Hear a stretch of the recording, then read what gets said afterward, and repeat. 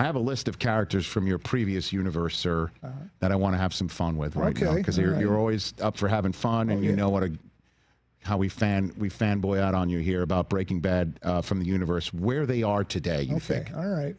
Just to say, for instance, we had John Hamm here. I asked him where Don Draper is today, and he said 3 words: 6 feet under.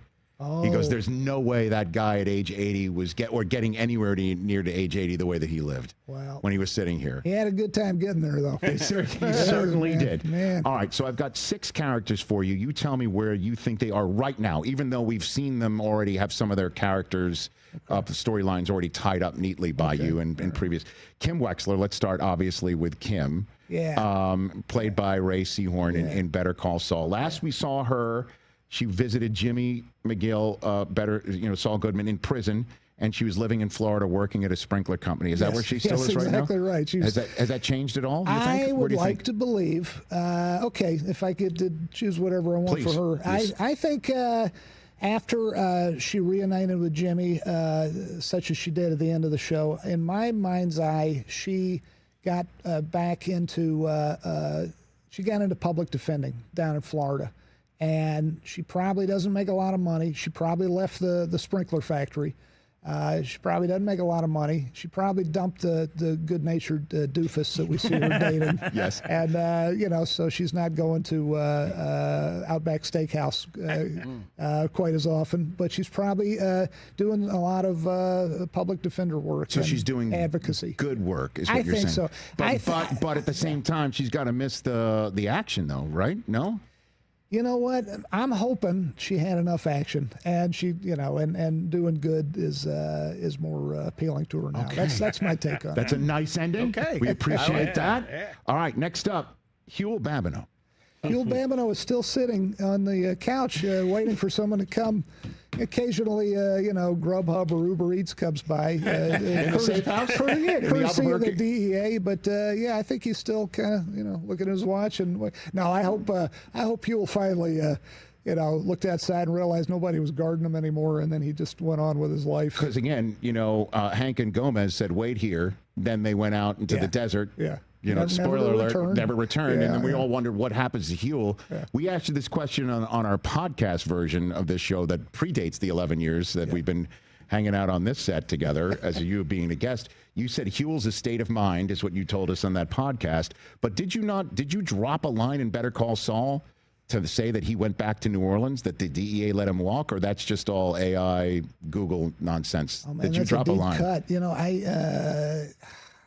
This is embarrassing. I'm not sure. Don't be embarrassed. You're already moved on to the next thing. But so you think he's? I think he's out living his life. I think Huell, he was a bit of a rogue, a bit of a criminal. Okay. He was a really good pickpocket. But I think he's, hopefully he's. I don't know what he's doing now. Okay. Yeah. Good. Next one, Jimmy McGill. He took 86 years instead of the smaller sentence, obviously. Yeah. He in prison, but. What do you think? I think Trump pardoned him. That's what I think. I think he's out. That's what I think. Yeah. Trump pardoned Saul Goodman. Yes. Outstanding. Kind of tracks, doesn't it? Yeah. So he's out? Where is he? Is he running for Congress now then? I think he's a free man. I think he's doing infomercials. I think is what he's doing. Yeah. He's selling stuff on late night TV. Okay. Yeah. Oh my God. Love it. Great answer. I got a few more for you here, Vince Gilligan. Where is Skyler and Walt Jr. right now? Where are the whites right now? I hope they're not where we last saw them. They were living in a pretty kind of sad-looking dire trying to straits. untangle Walt's mess, right? Yeah. And I think Walt Jr. at this point would be. I know the wonderful actor R.J. Mitty is in his 30s now. I can't even believe that. When I met him, I think he was 14. Wow. Maybe he was 13. Mm-hmm. Can't even believe that. But I think they got their life back together. Hopefully, Skyler, she was very independent and a self-starter, but hopefully also she found a good guy, found someone else as a life partner, somebody healthier, better for her than emotionally healthy for her than Walt was.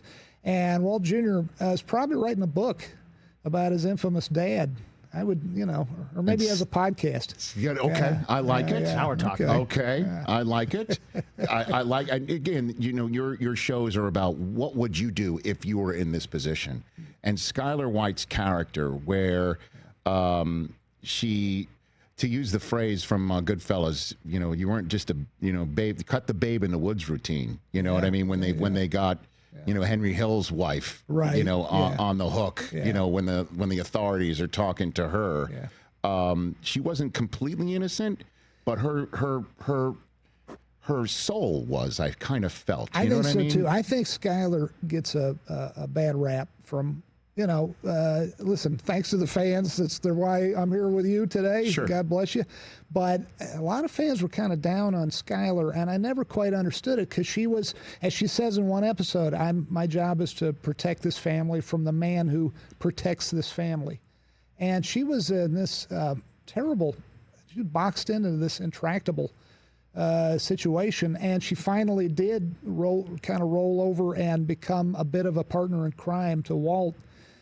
But I don't think she did that out of any kind of greed or desire for money. She's just trying to keep the family intact. And she was scared of what would happen if suddenly the public, if the law enforcement knew what her husband was up to. I feel like she got a raw deal. I feel like what she was doing is kind of the phrase you hear during March Madness college basketball tournament time. She was trying to survive in advance.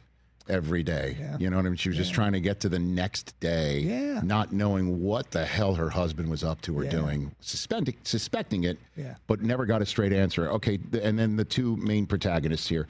Jesse Pinkman, we last saw him driving off into the Alaskan wilderness in El Camino. Yeah. What's he doing in the Alaskan? I hope he's happy. I hope he's living in Alaska. I wonder what he'd be doing.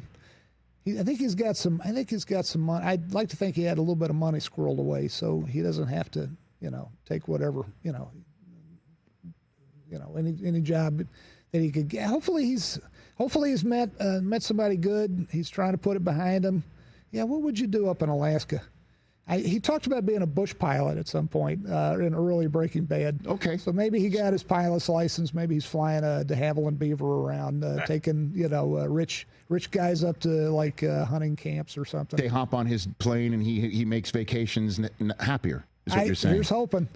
I hope wherever he is, he's happy because talk about a guy who, he was a criminal when we met him, but he had a good heart. I think he always did, and Walt took him for a ride. He sure did. And then the last one for you, Walter White. We know he's 6 feet under, right? Yeah, right? Yeah, okay. I think so. But there was a rumor, the large rumor. I'm sure you've heard it before, but I've not asked you about it. Is that in the final episode, he's in the car in New Hampshire. And it looks like he's stuck in it. And there are some people who think he died in that car. And the rest of the episode is a dream sequence. The rest of it was like occurrence at Owl Creek Bridge. The rest of it, like the whole thing was, all of it. That'd be kind of a bummer, wouldn't it? That only worked once, by the way. When Ambrose Bierce wrote Occurrence at Owl Creek Bridge, you get away with that once.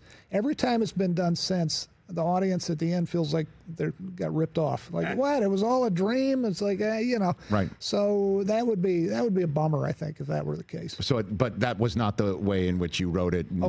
intended it and put it out there for everyone to see. No, I think he died on the floor of that Nazi super lab, having said goodbye to his precious, left his bloody handprint on the cook tank.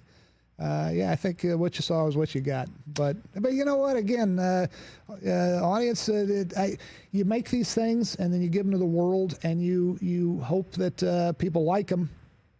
And once they're out in the world, it belongs to the world. It doesn't belong to me anymore. Hey, you made it all the way to the end. Thanks for that. Check us out every single day streaming live on Disney Plus and the ESPN app 12 to 3 Eastern.